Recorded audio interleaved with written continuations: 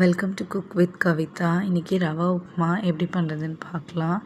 ஒரு பேனில் 1 கிளாஸ் அளவுக்கு ரவையை எடுத்து ட்ரை ரோஸ்ட் பண்ணி வச்சுக்கிறேன். ட்ரை ரோஸ்ட் ஆனதும் பிளேட்டில் மாற்றி தனியாக வச்சுக்கிறேன். அதே பேன் கொஞ்சம் ஹீட் ஆக விட்டுட்டு ஹீட் ஆனதுக்கப்புறம் ஒரு 2 ஸ்பூன் அளவுக்கு ஆயில் காஞ்சதுக்கப்புறம் ஒரு 1/4 ஸ்பூன் போல்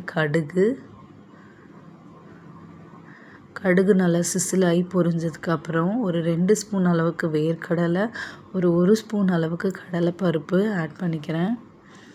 ஆட் பண்ணி ஓரளவுக்கு நல்லா சிசிலாகி வந்ததுக்கப்புறம் ஒரு 2 பச்சை மிளகா, இப்போ இது எல்லாமே சேர்த்து செவந்து வறுபடுற மாதிரி வறுத்துக்கலாம்.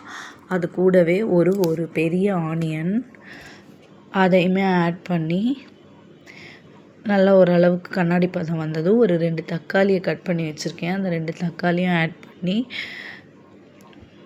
அது நல்லா மஷியாக வதங்குற வரைக்கும் நம்ம வறுத்து விட்டுக்கலாம். தக்காளி நல்லா ஒன்றோட ஒன்று வதங்கினா நல்லாயிருக்கும். அதுக்கப்புறம் தேவையான அளவு தண்ணி, நான் 1 கிளாஸ் ரவை எடுத்திருக்கேன்.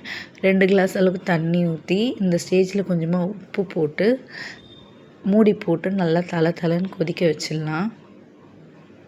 நல்லா இந்த மாதிரி தளன்னு கொதித்ததுக்கப்புறமா ரவையை ஆட் பண்ணணும். இந்த ஸ்டேஜில் உப்பு பார்த்துடலாம். உப்பு பத்தலைன்னா மறுபடியும் இந்த ஸ்டேஜ்லேயே ஆட் பண்ணிக்கலாம்.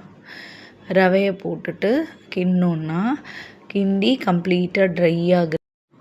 தண்ணி நல்லா ட்ரைன் ஆனதும் மிக்ஸ் பண்ணி எடுத்தோன்னா ரவை உப்புமா ரெடி.